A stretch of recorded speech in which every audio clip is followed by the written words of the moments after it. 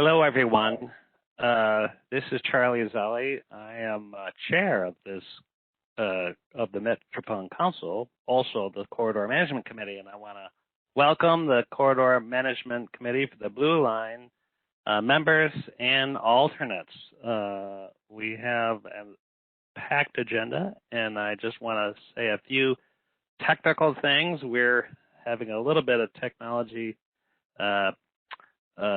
complications, as happens in our world.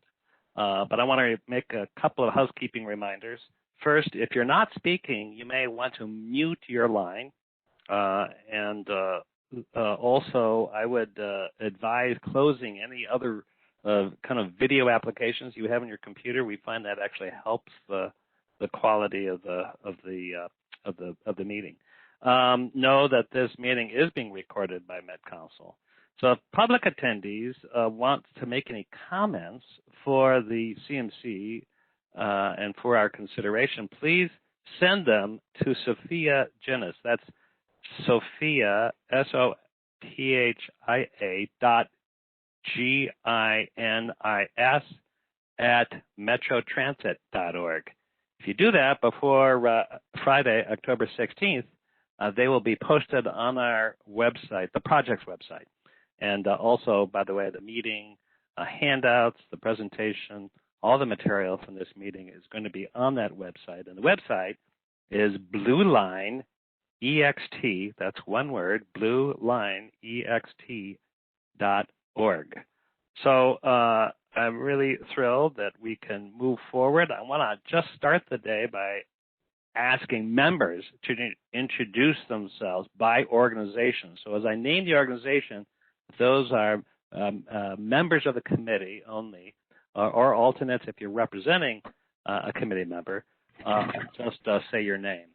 We'll start with Met Council, and I'll start with myself, Charlie Zelli. Any other Met Council members?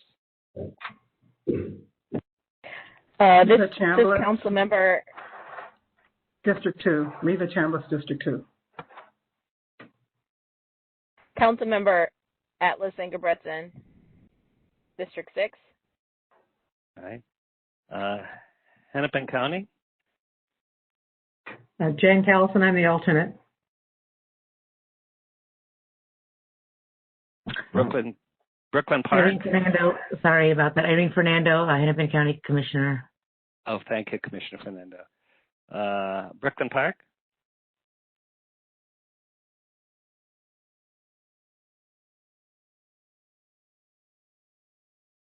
Brooklyn Park. Crystal. Hi, Mayor Jim Adams. Welcome, Mayor. Robbinsdale.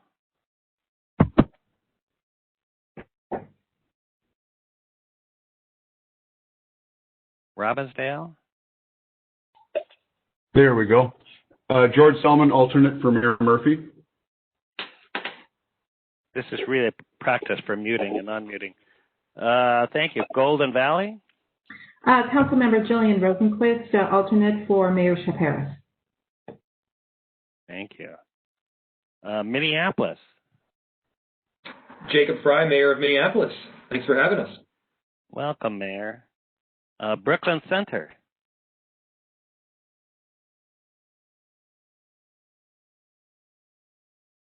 Brooklyn Center. Minneapolis Park and Recreation Board. Chris Meyer, Park Commissioner. Welcome, Commissioner. MnDOT. Mike Barnes, Metro District Engineer. Welcome, Mike. Metro Transit.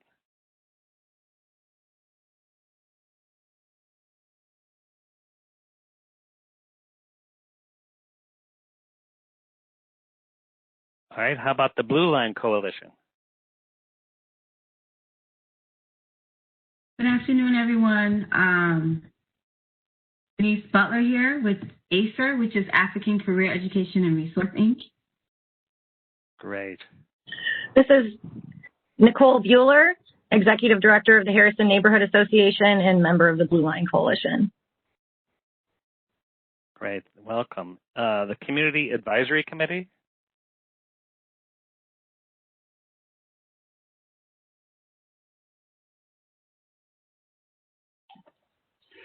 Hearing none others, George Selman again. I am on the CAC as well. We do have Catherine on. She might just be having trouble speaking. Okay, Catherine. How about the Business Advisory Committee? Good afternoon, Matthew Wrench, Co-Director. Welcome. And Minnesota's MMB, Management and Budget?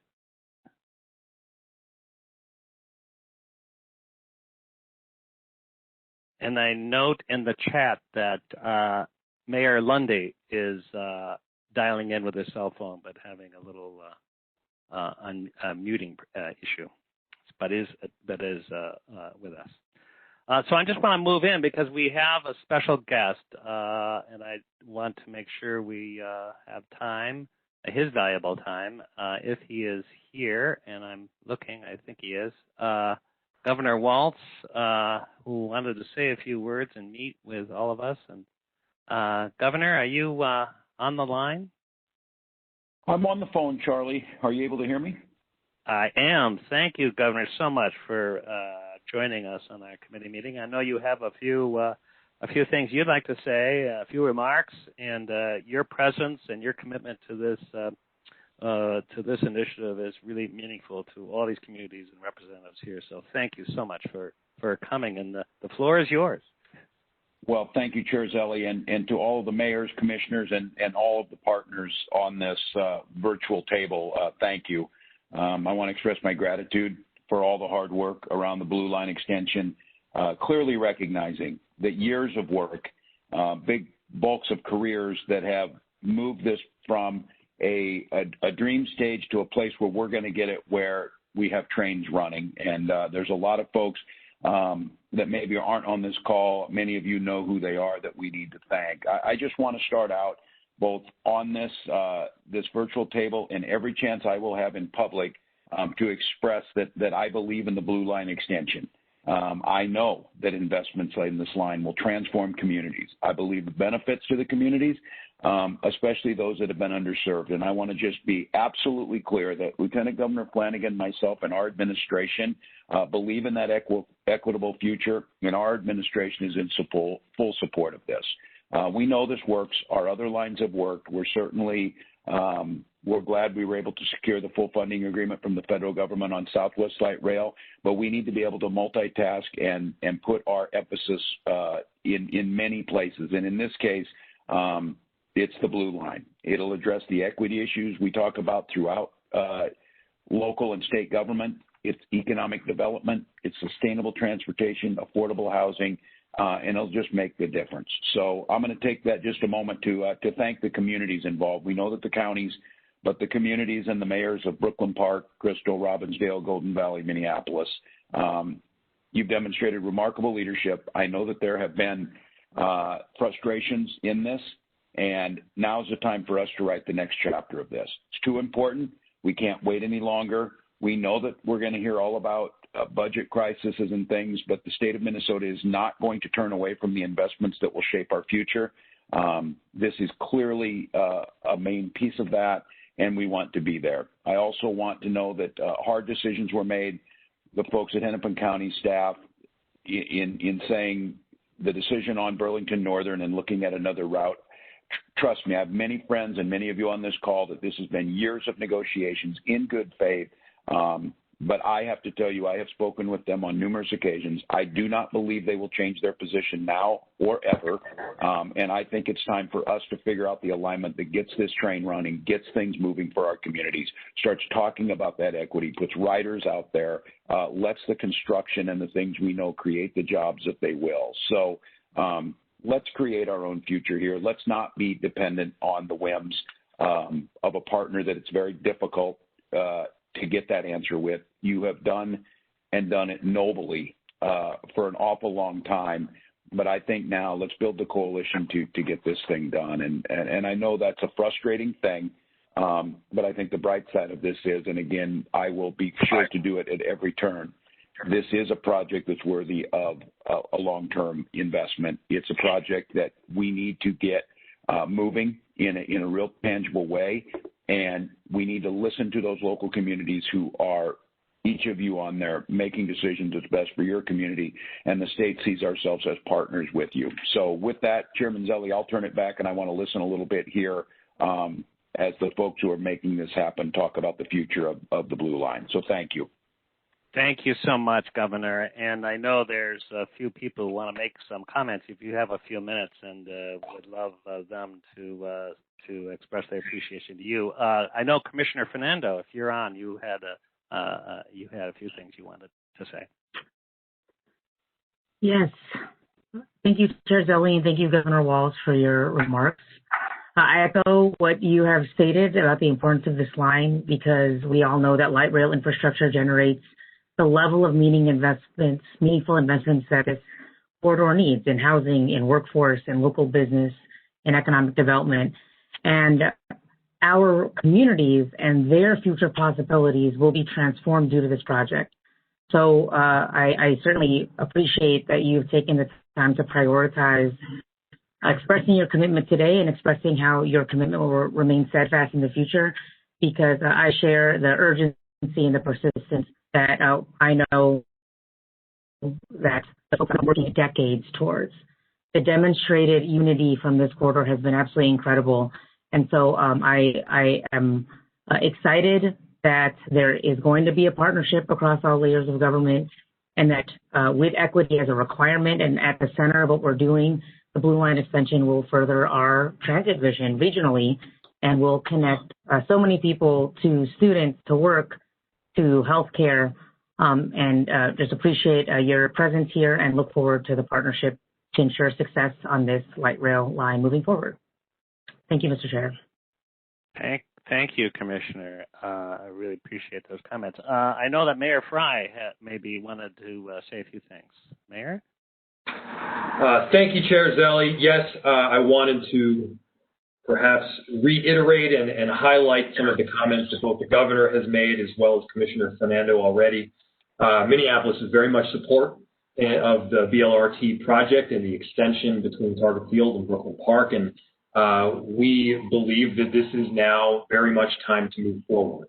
And we know that Minneapolis is interested in some of the opportunities that could arise from reevaluating alignment options, especially through North Minneapolis, and these opportunities include better serving our constituencies, specifically in North, whose residents often rely on transit. In fact, the #1 bus line, I believe, in the entire state runs right through North. It has been Line 5 anyway.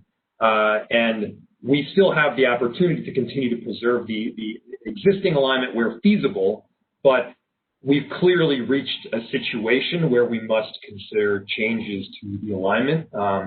As the governor, I think, aptly stated, we have reached a point now with the NSF where they clearly don't want to negotiate anymore around that topic, and I think we have an obligation to constituents to find a route that is going to work, that we can actually accomplish and get done. And so I think we should really embrace this opportunity to reengage the public, and we as a city very much acknowledge all of the hard work that has already been undergone by so many stakeholders and so many different municipalities. And but I think this can be a winning effort, and if we really push this forward now and work in collaboration, we can get it done. So thank you. Thank you, Mayor. I know that Mayor Lundiff was wanting to say a few words, but he's on the phone. Mayor, are you able to connect to make some comments?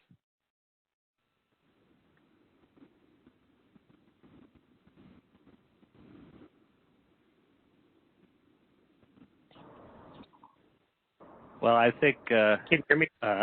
Oh, yes, we can hear you. All right. Hey, I feel like I'm stuck in some horrible cell phone commercial from years of beyond where they ask, "Can you hear me?" Is that an Archer's can that you're speaking to? It could just well be. It might be more effective.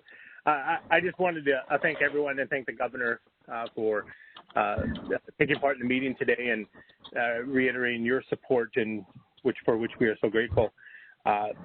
Many of us have worked on this project for many years, and I think sometimes we forget the why part.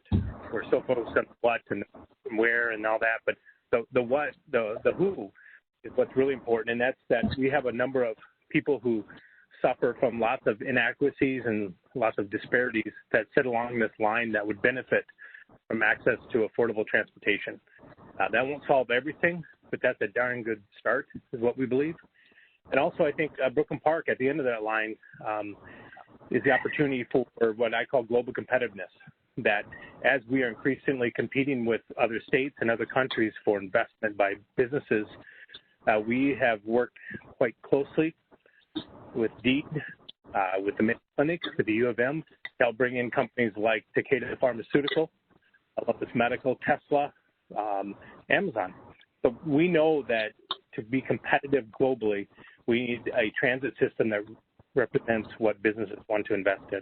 And so we are grateful for your comment, Governor, and for the work of everybody involved.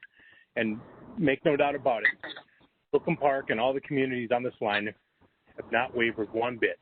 We will roll up our sleeves, we will work hard, and we will move this line forward because we know who is going to benefit from us. It's nothing but powerful. So thank you.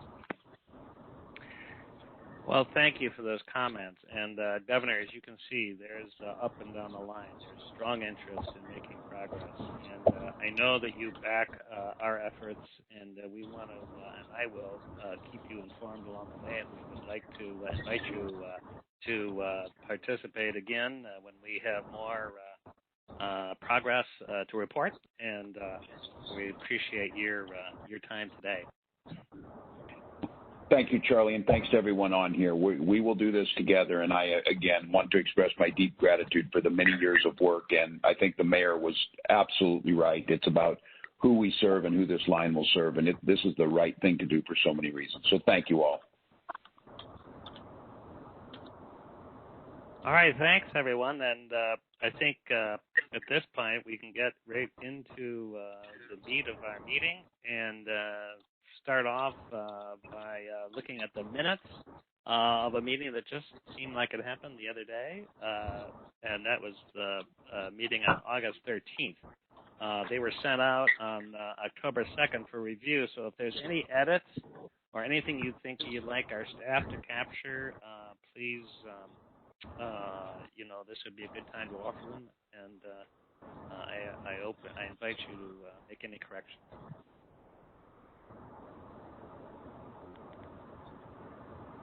Well, hearing none, I would entertain a motion to approve the minutes.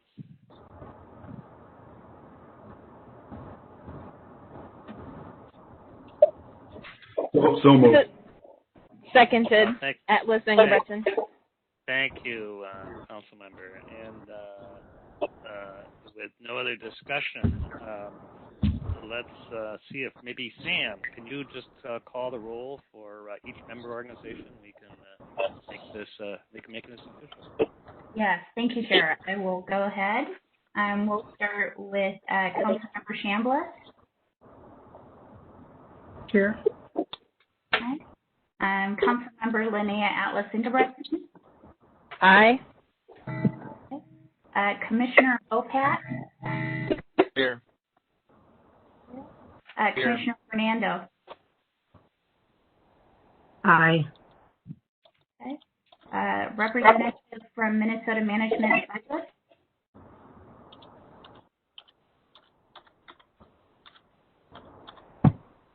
Okay. Commissioner Meyer from Aye. Park and Recreation Board. Aye. Thank you. Okay. Mayor Lundy.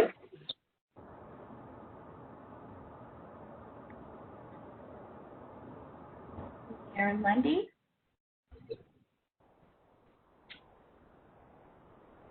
All right. Mayor Adams. Aye. Thank you. Mayor Fry. Aye. Councilmember Selman for Robbinsdale. Aye. Thank you. Councilmember Rosencliff for Golden Valley. Aye. Thank you. Mayor Elliott. Okay. Nicole Bueller for Blue Line Coalition. Aye. Denise Butler for Blue Line Coalition. Aye. Thank you. Metro Transit General Manager. Mike Barnes from MnDOT. Aye. Thank you. Catherine Fleming, Community Advisory Committee.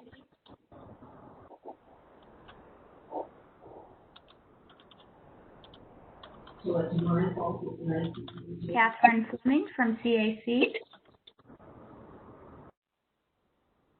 Okay. And Matt Wrench from the Business Advisory Committee. Aye. Thank you. Minutes approved. Thank you, Sam. Okay, those minutes are approved, and they'll be posted on the project website. Now we're on to committee reports and updates. There's a place for me to give some updates. I will just say one or two things that I think is relevant to our tasks ahead in the next year. As you all know, Metro Transit, has been really hit hard by the pandemic, and like much of our economy, but certainly transportation. And we've reduced our services over the summer. We really are thinking about the future, but during this summer, we really spent some time with Metro Transit staff listening to customers and communities near our core routes. And we're trying to learn kind of what they're experiencing, and the goal was really to try to understand how transportation and the lack of service or their lives are impacted during this time. And one thing that we really learned, and by the way, this is done from surveys, from social media, virtual meetings, social distance meetings where we try to go to actual busy stations, ride buses. And we actually talked to over 1,800 people.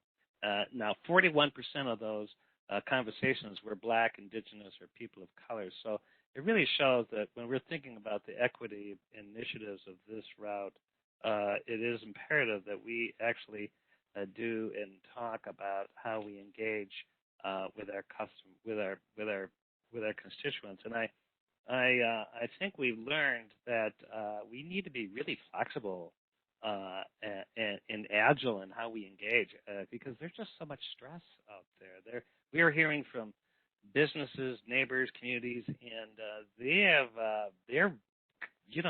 busy with their lives, and so we got to make sure we're not creating an undue burden. They have a finite capacity to give us feedback, and so I think we have to be really smart about it. And I think the overall message we're kind of carrying is that we need to put ourselves in their places to understand really empathetically what people are experiencing now.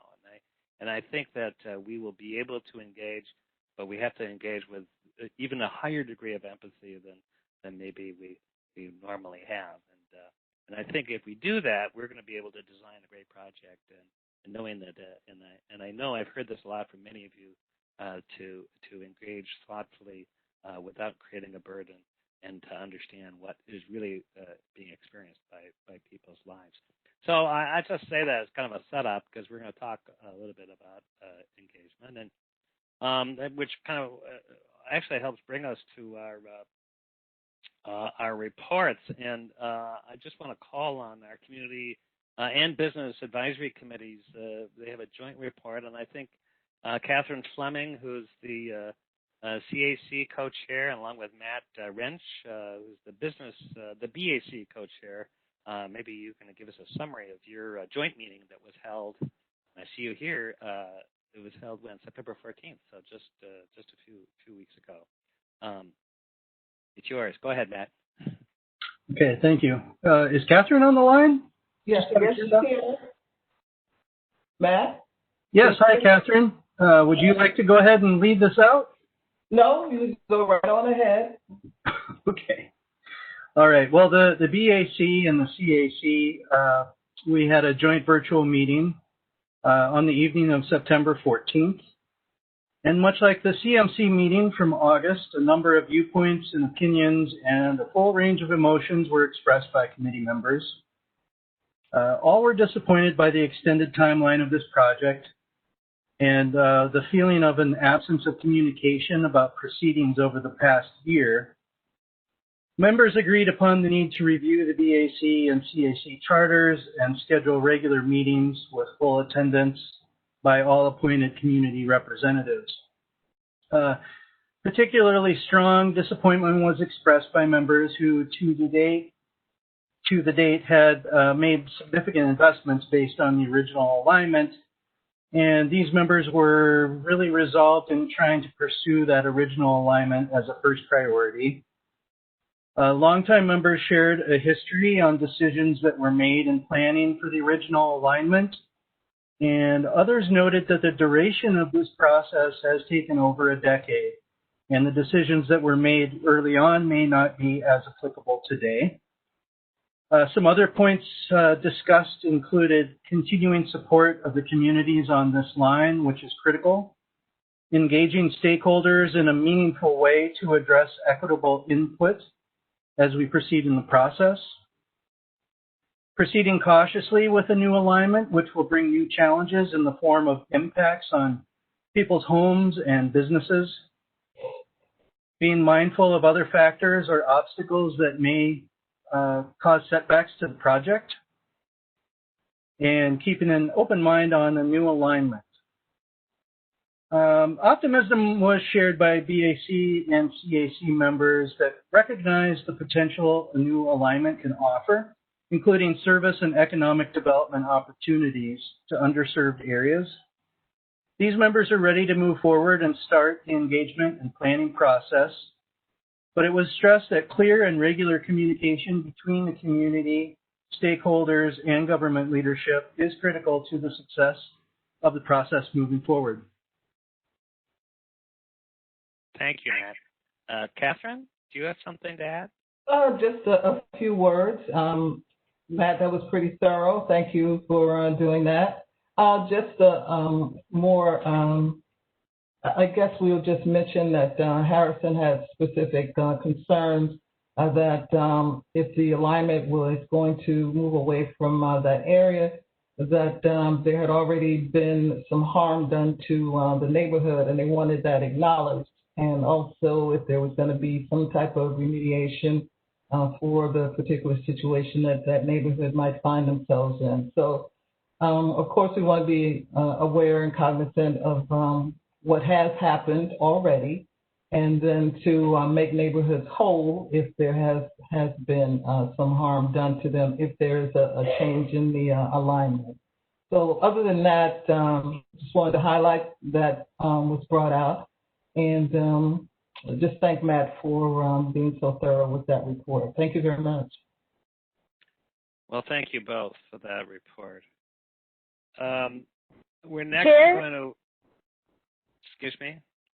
This is Councilmember Atlas Ingebrigtsen. I'm wondering if I could just ask a quick question related to that last piece. Sure. Catherine, could you share what are some of the impacts on Harrison that you're referring to?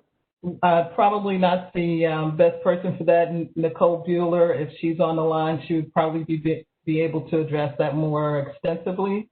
But there has been some land grab or some gentrification. But if Nicole's on the line, I would ask that she would speak if she's here.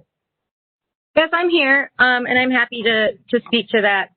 Yeah, so in Harrison, I think it's important to recognize that gentrification and displacement are not things that just occur once the line is constructed. That basically as soon as the proposed line was confirmed, that the route was confirmed, we saw increases in property values, which translated to increases in property taxes and also increases in rent. Which has led to displacement already in Harrison. It's also, I think, important to recognize that these station areas, the zoning has already been also put in place. So in particular, the Van White station area, that whole area has been upzoned to allow for transit-oriented development. And so we've actually already had a situation where a housing development, market rate housing development was approved on the basis that the zoning matched with the transit investments and the transit-oriented development, where the market rate housing development displaced 10 units of naturally occurring affordable housing and led to the displacement of 10 residents from just that particular block in Harrison. And so we've experienced gentrification already as a result of the proposed train. So recognizing that, we've already experienced some of the, maybe unintended negative consequences of the train, and now we're potentially not going to see the benefits in the form of the transit investment and the job opportunities within the neighborhood and outside of the neighborhood that were promised along with that, the investments in affordable housing, retail in the form of particularly a grocery store that folks were really hoping to see developed in the neighborhood with the coming rail, and then also promises made to address safety on Olson Highway, and the idea that the light rail was going to be a way to remediate infrastructure injustice that had occurred back in 1937 when Olson Highway was first constructed and when it first ripped apart the near north neighborhood. So there are a lot of issues, I think, that need to be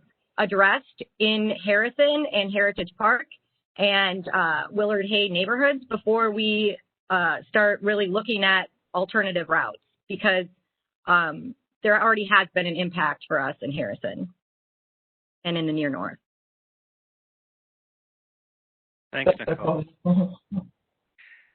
Okay, so we're going to move to a report from Joan Van Halla, who I just met from Hennepin County, and she's going to just give us an update on 2 engagement contracts and then kind of provide an overview of kind of what's ahead here as we think about, we just heard about some of those significant impacts in Harrison, and we're going to hear more about how we're going to go forward. So, Joan?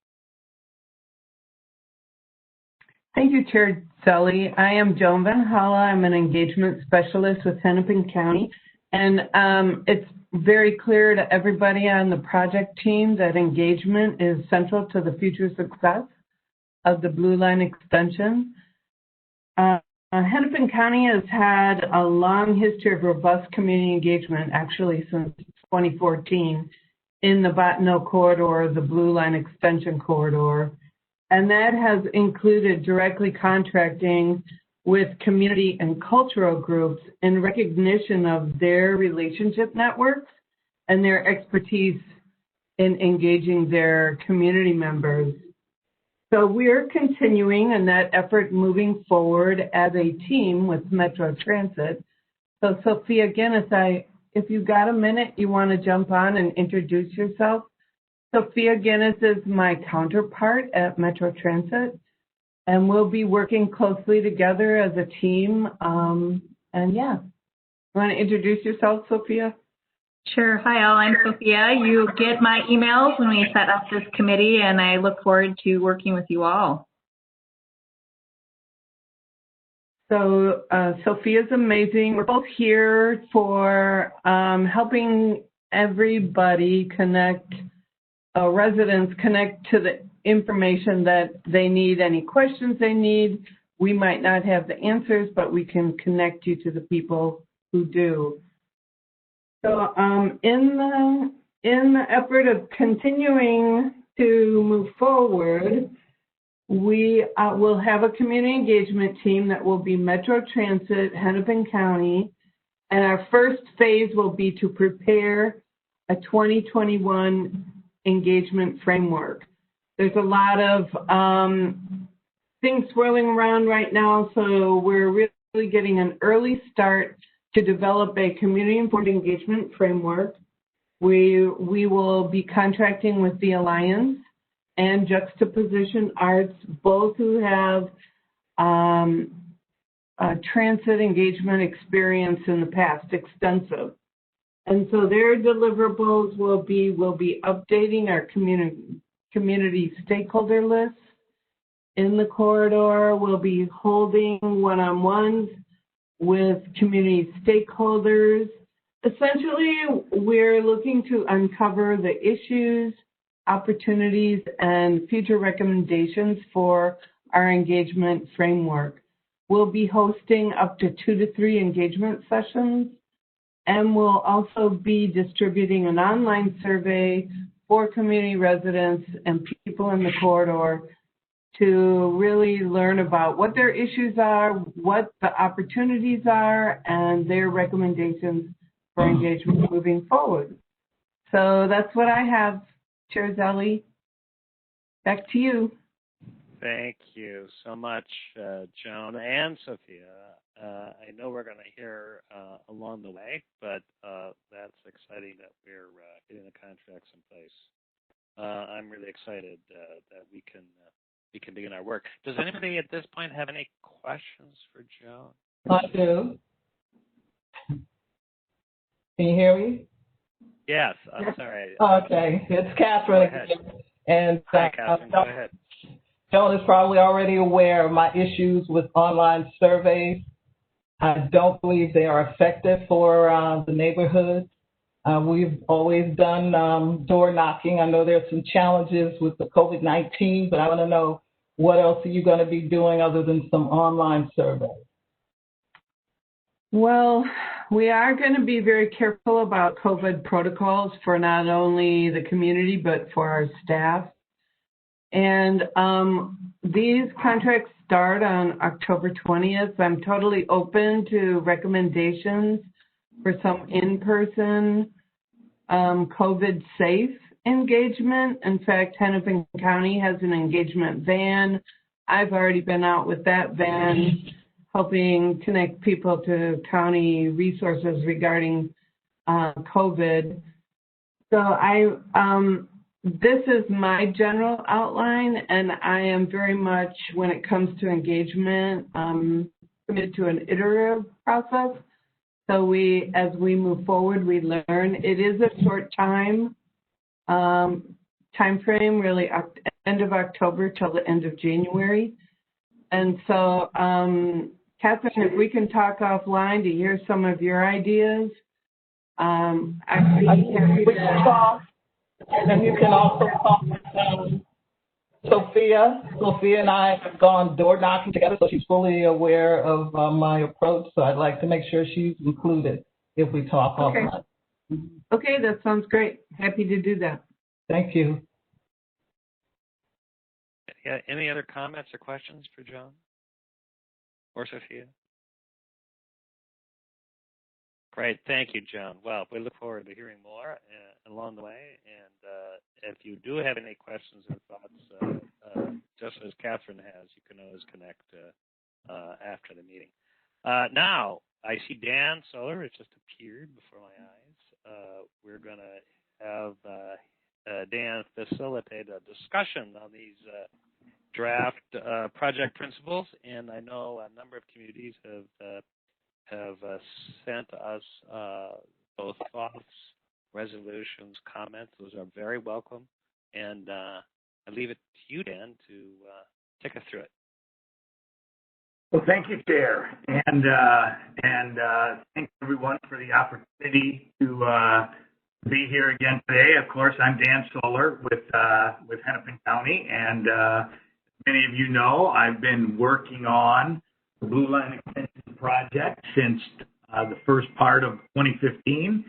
So certainly over the last 5 or 6 years, spent a great deal of time trying to advance this project. And, echoing some of the governor's concerns, I was glad to hear the governor recognizing in his comments, both the hard work and, in fact, and very much so disappointing work that we've gotten to this point today. Obviously, in conjunction with all of our corridor communities, myself directly, and with many of you as partners, we've tried to advance this project to build the alignment that was chosen back in the 2013-2014 timeframe along the BNSF corridor. And that's been a hard effort and frustrating, but I also feel, and while that hasn't come to fruition, I also feel a sense of hope because I truly feel, having met so many people in this corridor, I certainly have felt and understand the need to build this project. So I'm also now, I'm disappointed and frustrated as well. I'm also a little bit buoyed up by and excited by the fact that we can continue and hopefully be able to do something and implement something that really will be able to serve these communities. So as we talked about how to potentially make this pivot, how to go from a well-established and long discussed and engineered corridor to something that provided LRT but did not utilize BNSF right away, obviously we felt that we needed to sit down and determine what kind of principles we would follow, how we would begin to make that decision, how far we would open the discussion and the realm of possibilities, because while we also want to do something, build a project that doesn't use BNSF right away, we also don't want to build a project that is open to the public 15 years from now. We want to be able to move this along and develop a community-supported and acceptable alignment in a quick enough time to actually get this improvement in place.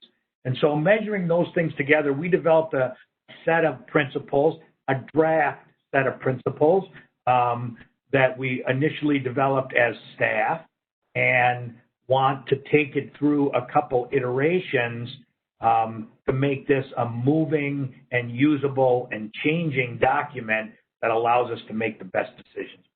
So these were introduced to you. The ones you'll see in the presentation today were principles that were opened up for discussion at the last CMC meeting. I won't spend a lot of time on them, but I'll go over them fairly quickly. We developed a set of, the first set of criteria is around wanting to keep this project as an eligible project within the federal New Start guidelines that allows us to access the potential use of federal funds.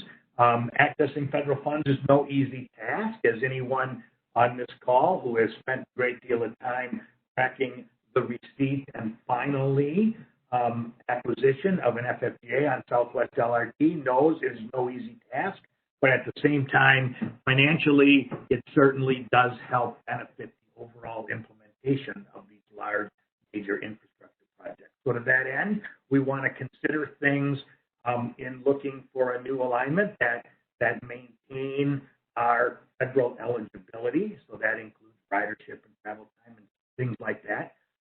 We also want to maintain the Blue Line extension purpose and need.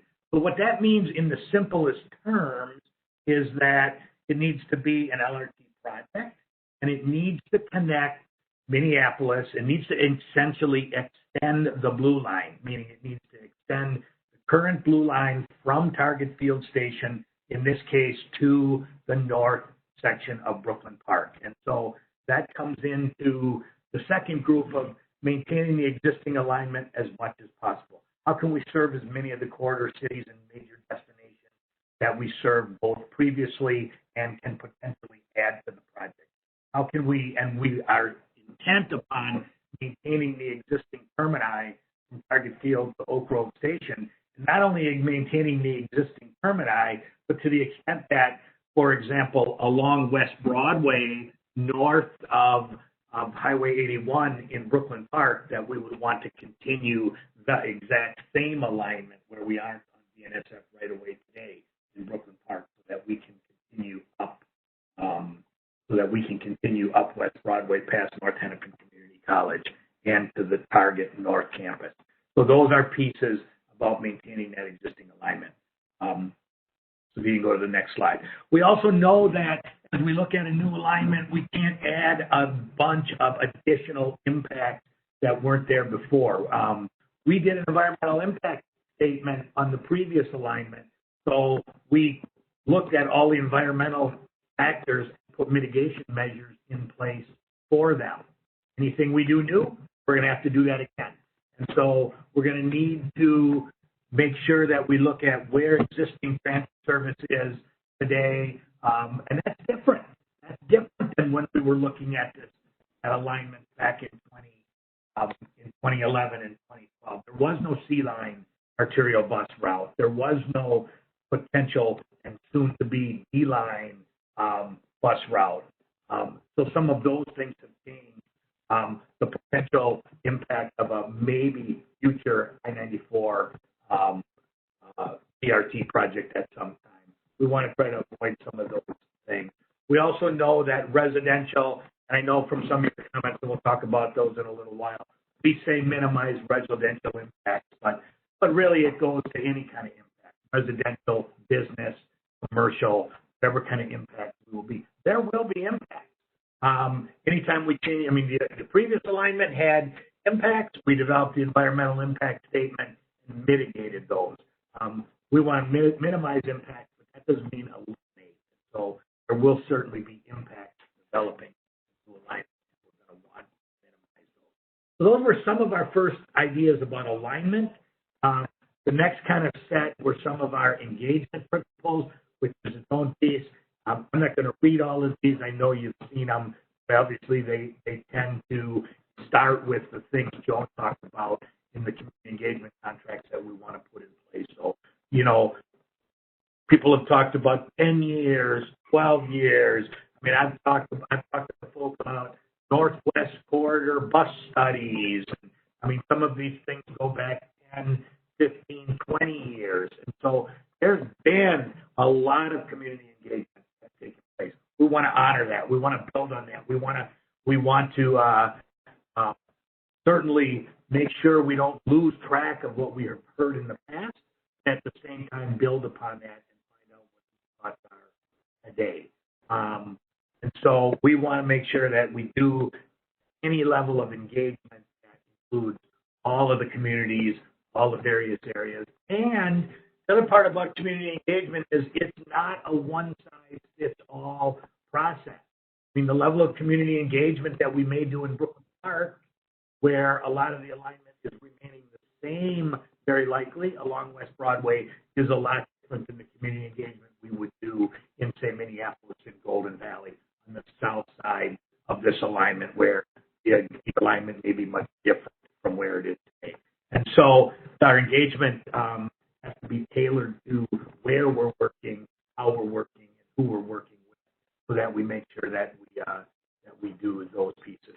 So this is where we had left it. This is what we pulled together as our thoughts. We'd asked at our last meeting for any kind of feedback and ideas and recommendations from our other CMC members on the draft principles. And to that end, I want to thank what went out in our packet and what many of you have hopefully at least got a chance to take a first look at, as we have over the last few days, is we got a resolution and some work by the Robbinsdale City Council. Thank you for that. I know Sam and I had an opportunity to talk a little bit, Sam O'Connell and I, at the Connect Blue Line Now meeting on Monday, and I know that we have received some comments and recommendations on the draft principles from the Connect Blue Line Now group and their cities of that have been there, and I think that those have been kind of pulled together, representing Brooklyn Park, Crystal, New Hope, Robbinsdale, Golden Valley, Brooklyn Center, and Minneapolis. And then we just today got a response, and thank you for this as well, Mayor Fry, from the city of Minneapolis and the mayor's office about the principles. So what I thought I'd maybe do right now is, I mean, we're not going to necessarily go through all of those pieces today, but I'd certainly like to open up the opportunity for any of the CMC members from those groups to talk a little bit about some of their thinking and what they pulled together, what they've sent in, and what their thoughts are, as well as any other feedback from CMC members about both the draft principles we've put together and how to do that. And then I want to talk a little bit at the end about next steps and what we think the next direction is to do with these principles. There. That sounds great. Open it up. Anybody have any thoughts?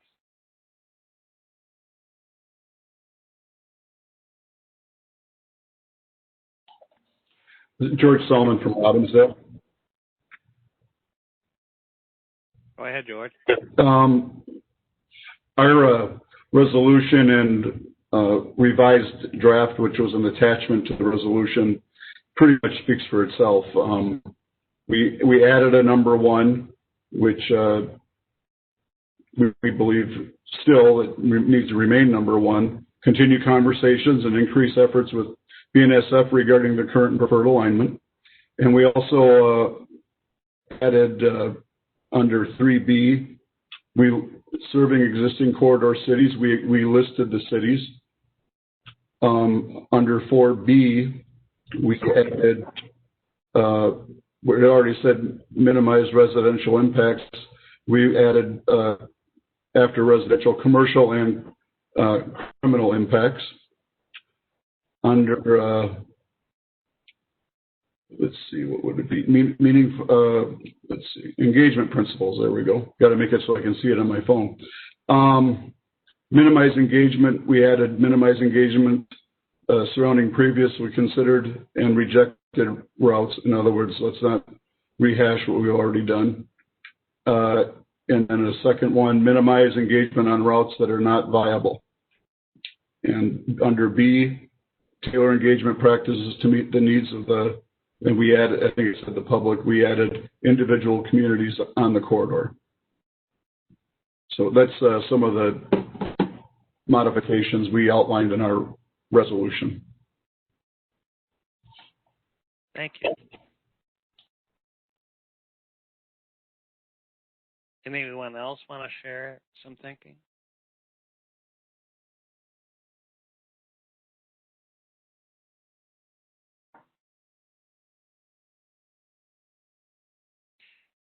I should say that those written resolutions, comments, letters are very helpful, and we will certainly, we're not here today to do wordsmithing, or changes, but we're going to fully take those under consideration by staff, and we'll have a chance to adjust and incorporate them into a revised additional draft set of principles that will be the basis for a lot of our engagement and community conversations. So if there's any opportunity, any thought that everybody wants to share at this point, isn't the only one. You still have time if you to give those comments in writing. But Councilmember Rosenquist, did you have a comment? Yeah, thank you very much. I was just going to add that the City of Golden Valley has decided that we'll have a council conversation about our city position on this in January, when we have a chance to kind of see, what rolls out this fall, and also see what you're doing. We understand at Golden Valley that being on the very edge of this route, and the only connections and the only stops in Golden Valley were ones that were on a rail line, and that deviating from the rail line is maybe deviating from our community altogether. And so seeing how this plays out, we will be having that conversation in a few months. Great.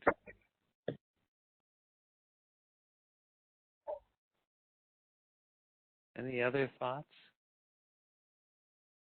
Well, thanks, Chair. I think that, not hearing anything else, I think, what Councilmember Rosenquist said, I think kind of leads a little bit my next piece, and that is that these principles are really a working document that gives us a guide as we move forward. And we're not going to necessarily reach okay, here's the 10 principles we're going to use, let's adopt them, and then that's it. We're not changing them, we're not moving them, we're not doing anything different.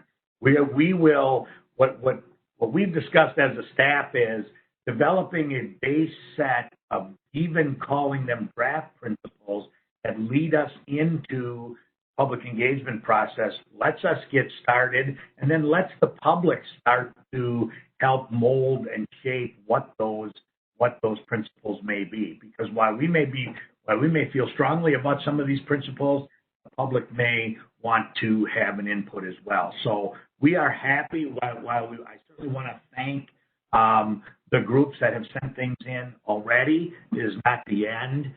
Any other CMC group, any other community that may want to take this up, certainly we will take whatever feedback we get on how we go about this process with them. I would also offer that as we continue through this, Sam and I are certainly available to attend council meetings or council work sessions as your staff see fit. I've talked to most of the staff from cities on assignment and offered that opportunity to workshop some of that at upcoming council work sessions, be it yet this year or after the first of the year next year.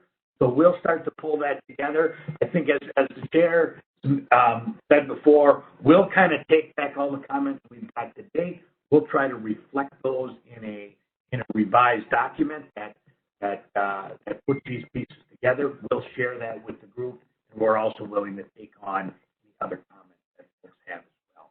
So that's my part of the meeting today, Chair. This gives us a good guide. It gives us a good start. As we get our community engagement contract in place over the next month, we hope then to begin that process and get these discussions going on what this project can and will be. Well, thanks, Dan. I really appreciate your leading us through that conversation. And as Dan has mentioned, this is an ongoing process. I know that feedback will come back to this group, the CMC, but also, I should say, the CAC and the BAC as well. So, one of the things that I've heard loud and clear is waiting a whole year to have conversations is just not going to work. So we're going to have continuous meetings, and we'll check in along the way. And this is very much a work in process. Speaking of which, we have many questions at a project about the project, including how we have our committee structure and really how the decision-making works. So I really have asked Sam O'Connell to kind of do a review of the various committees. How do they relate to each other? Because there are some questions about where the decision-making authority is, who's the project sponsor, where these advisory committees fit together. And because, frankly, between technical, policy, advisory, there's a lot of opportunities for both confusion and input. So, Sam, why don't you take us through that, and we can open it up for questions or thoughts as to how we're structured. Great. Good afternoon. Thank you, Chair. I'm Sam O'Connell. I'm the Public Affairs Manager, and I've been with the project since late 2014. So my purpose today is really to share with the committee members the structure that has informed decision-making, basically. And we do have an opportunity going forward to just re-examine that, ensure that the structure that we've used continues to support the work that we need to go forward in terms of decision-making. And, we'll definitely entertain a conversation if we think that there's some modifications that need to be made. But just to set the table here in terms of a baseline, what you have in front of you on the slide 13, the blue column on the left side of the slide showed the decision-making kind of as it related up to the Met Council. And I will go through these boxes on the blue side here, but just wanted to just kind of show what this looks like visually, that we had issue resolution teams. And again, I will kind of go through each one of these. And then as thoughts and decisions and input is provided, it kind of goes up to a next level, which is a technical project advisory committee. And then technical folks around, mostly comprised of our cities and agencies, they would make a recommendation or have discussion or provide some input into some of the design decisions as we were looking at the corridor. That was shared, and I'm going to go to the middle of the slide, to community and business advisory committees. And those were shared committees between the council and Hennepin County, who also engaged in a lot of community works programming within the corridor as well. And then that information was shared either at a community works steering committee or at the Corridor Management Committee through the years. And then ultimately, depending on the decision and what it was, either went straight to Hennepin County or to the Met Council. So just wanted to share a little bit of how that looked, and part of the decision to have shared communities for our committees, for community and business advisory committees is just to recognize that a lot of our stakeholders have finite time and resources, and we shouldn't be asking the same questions twice. And we really would charge with staff to kind of bring that and make sure that their thoughts and desires were reflected in the right structure. So just wanted to kind of give you an overview of that. If we move to the next slide, just shows again a little bit along the way. And as if you think about as you move from the left to the right slide, starting with issue resolution teams to the council, it's a layering of thoughts, it's a layering of input, it's a layering of discussion. So that is how we inform that. And all along the way, we also did community engagement as well. But in terms of our advisory committee process and how we arrived at informed decisions, this is what we went through. So I'm just going to go very quickly over the next series of slides just to talk a little bit about the committees themselves. So if I can go to the next slide. Supported in all of this, though, is Hennepin County and council staff. And really, we support the work of the advisory committees, and we help develop the agendas. We work with our co-chairs. We do the distribution, provide the meeting summaries, and then make sure that that is available for everybody to view. So that is really kind of central to our work in terms of our advisory committees. Next slide. So issue resolution teams, we're sort of mostly geographic focused, so among our city partners in particular, and really advised our technical project advisory committee. So really focused on, looking at what are the impacts to intersections? What are the impacts of a station being located here or 50 yards from here? So really providing that input. And as you can see, we're, out in Robbinsdale taking a look at that and taking those design plans and putting them out in the field and really understanding what are those impacts that could be to intersections, to bike, pedestrian facilities, where we were locating park and ride facilities. So a real opportunity for us to stay literally at the foot level and understand what those issues were.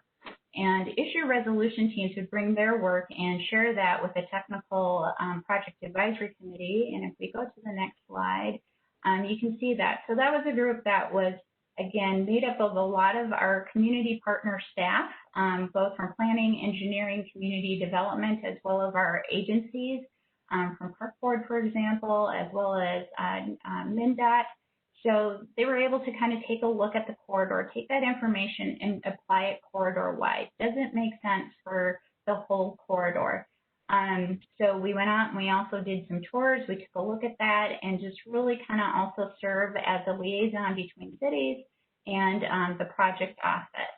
And that, I think if we move to the next slide, was also supported by, we did have a communication steering committee, because as you can imagine on a project this wide and lots of stakeholder input, we definitely felt we needed to be coordinated in our communications. So this committee met on a, not on a regular basis, but kind of as a need basis to promote when we had community information center, sessions or open houses, really talk about project milestones.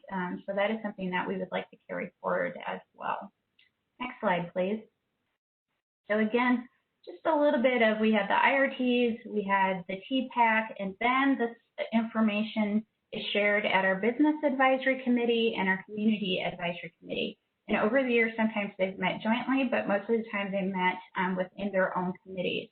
And really, we would explain a lot of the technical issues that were before us and really look for their input in how we do this. And this actually, quite frankly, was one of my favorite things, because when we were able to get together pre-COVID, we literally had maps on a table and we asked folks, let's circle things, let's talk about how this is going to impact the community as a whole or the business community. And this is where we received great data, great information, and really help us consolidate recommendations moving forward. Next slide, please. So BAC and CAC members did serve a 2-year term, basically, and we asked them, obviously, to attend meetings and be a voice for the community that they serve, as well as the broader community, and really provide that input and feedback that we needed during design and engineering and moving forward. And really, they also shared with us our communication efforts. We couldn't do it without them, and really helped us get out there and make sure we were digging deep and that we were connecting with our stakeholders and our business communities that in a way that was very important. They represented some of their communities and reported back to their cities, for example, on the work that we were doing. And then also provided, like very much like today, a report out at Corridor Management Committee as well as Community Work Steering Committee. Next slide. So we do have co-chairs for this, and very excited for their participation and their continued participation. And really their responsibility is to lead the committees through their tasks and make sure that we are in compliance with what we said we were going to do, really kind of formulated through the charter. And again, just also making sure that the line of communication between the advisory committees is also open to the Corridor Management Committee. So CMC can receive that level of input that really comes from the communities in our business world. Next slide, please. I won't go through this in great detail. As you can see, where we had membership by our project partners with their city as well as Park and Rec Board, and then we were able to layer in additional voices that really represent community members who live in the corridor, who have been doing really good work, who are also in development. So that came through the Corridors of Opportunity grant. Some of you might have remembered that when our region received some federal grants to really do capacity building with our community members. And so we slotted 10 slots on the CAC to invite more voices. And so you see a listing of our 2011 and 2012 grantees that represent an incredible scope of talent and interest and information that was brought to the CAC as well. And then the council in Hennepin County could also appoint membership. Next slide, please. BAC, we had representation from our cities as well as the chambers. And then again, the council in Hennepin County could also appoint members to the BAC as well. And of course, their interest is really focused on business impacts and business opportunities with the line. Next slide, please. And so this information would come to Corridor Management Committee. Minnesota statute does outline CMC and kind of the role that CMC is to take during the development of these transitways. So it's environmental review, preliminary design, engineering, final design, implementation method, and even construction. So in there you see a picture of us and doing our good work and really bringing forth the issues layered with all the thoughts of the previous committees coming together at CMC.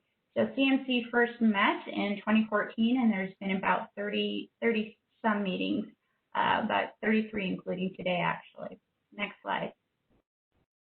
So you see the membership as well here, and part of this was to make sure we had equity represented at the table. So in addition to our voices that we hear from our Community Advisory Committee and our Business Advisory Committee, we have representation on the committee that really represents the voice of equity and making sure that we're hearing that firsthand in all of our decision making. Next slide, please. So I know that was a fast overview, but just wanted to share that we do have an opportunity to take a look at that model and make sure that it actually serves us going forward. A lot of this was set up about 6 years ago, so time has passed. So we are looking at, for your comments and your thoughts as CMC members as we move forward. Moving forward in terms of our next advisory committee process here is that we like to send letters of reappointments to our cities and organizations, and we like to do that in November, December, with the thought that cities would be identifying their representatives to the Corridor Management Committee, to the CAC, and to the BAC over kind of that November December, January, and that we would like to get those nominations in January. And that will allow us to have our first meeting either January or February of 2021, where we would have our new CMC, CAC, and BAC. So that is our next steps. And I'll just hold there if there's any thoughts or comments, or Chair, if you have any observations as well.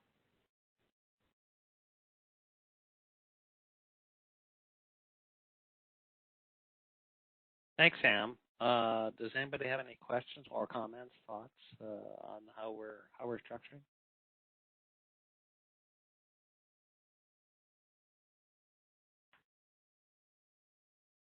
I think important, what Sam just pointed out, we're going to have an opportunity to do any kind of revision or affirm the structure we have as we kind of have a revised committee charter and new members when they're seated coming up. Mr. Chair, I have a comment. Sure, thank you, Commissioner. Fernando. Yes. So thank you for what's been presented. I just wanted to make a comment that I really appreciate that the cities have responded with their viewpoint on the draft principles, and that is further being incorporated in what Sam has just presented here. We are going to need a lot of folks, just as you have been for 10 plus years, at the table expressing your very strong opinions, so that we can serve as many people as possible in ways that are meaningful to them on this line. And we have a bit of an opportunity to revisit things that might not quite fit, as you had mentioned. At the same time, the urgency is still there. And so how are we doing as robust, or at times a more robust job than what time is allowing for, is what's going to be necessary. And so I just wanted to thank everyone who's provided their input in between the meetings and for the further feedback that will be provided moving forward. Equity has been brought up several times here, and the challenges and needs that were present that started the need for this line way back when has only grown and is only growing more complex. And I think we have an opportunity and responsibility with the infrastructural investments here to really help to right some of those historical disinvestments. So I really appreciate all the work that has brought us to today's meeting, but certainly also what's occurred in the weeks since we last met, and look forward to the next time. Thank you. Thank you so much, Commissioner. Chair Zelli, this is Jillian Rosenquist from Golden Valley again. Hi, go ahead. Yep. Thank you very much. One thing I did want to add, and again, I appreciate this, and as someone who started some of her big life in politics, being a citizen member of these committees back when this started and the routes were initially being chosen, I do appreciate the desire to honor and build upon that engagement, because I know, our community really turned out for us. And I just want to especially since we're looking at when we're changing the routes, going back to what the representative from the Harrison Neighborhood Association talked about, that changing routes could leave out stakeholders. And we do need to make sure that we think about organizations like Courage Kenny. We really valued making sure that people with different abilities had access to transit. We were looking a lot at equity of opportunity to Worth Park. So we were looking at connections to the trailhead and making sure that underserved communities got access to the outdoors and those recreational experiences. And so when we think about that, I'd like us to also be thinking about, well, if a line's not going to be connecting those, how are we going to be getting good connections to those organizations that we heard through this entire process very desperately needed good transit options? So I would like us to always kind of keep in mind that we need to think outside the rail line as well. How are we really connecting these underserved communities in these key places that we identified in this first planning process, and making sure that they are not completely cut out from transit options if rail is not going to be an option for them anymore?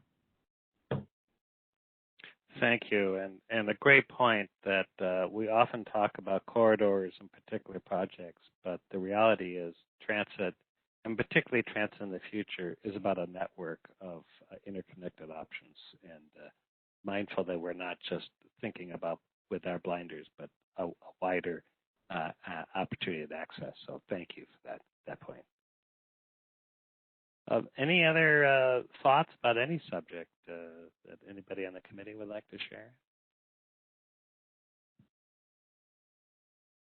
I'd like to, thank everybody's engagement. I mean, I think that with the passion we have here and the commitment to do it collaboratively is really important. And I guess, what is that phrase? If you want to go fast, go alone. But if you want to be effective, you need to go together. And there's some urgency, but we're going together. And I think that spirit and that overall philosophy is really critical. And I know that we're starting real time now. The rest of the year, we're going to have more meetings, really start the initial outreach engagement that we talked about today. We're going to have additional CAC, BAC, CMC meetings this year. We're going to be looking toward reappointments to the advisory committee, and as you pointed out, Julian, this is where public leadership and engagement really begins, is representation on these committees and these voices. I want to thank everybody. We're going to have a meeting, next meeting on December 10th, so be sure to stay tuned for that. Know that you can always follow up with any more information, questions, either through our website, Twitter, and there's Sam and Dan, and I know Sophia and Joan really engaged in this work all along. Again, thank you all for being here today. I think we really look forward to making progress. I'm very excited about it, and I think we know the importance is when you think about alignment, it's not just a new alignment, it's aligning our passions toward getting something done and connecting in meaningful ways. So appreciate it, and if there's no other questions, I think we got an extra 10 minutes to your day. So thank you all. It's a beautiful afternoon. I hope you get a chance to enjoy it, and look forward to seeing you on December 10th, if not before. Thanks so much. This meeting is adjourned. Thanks, Chair.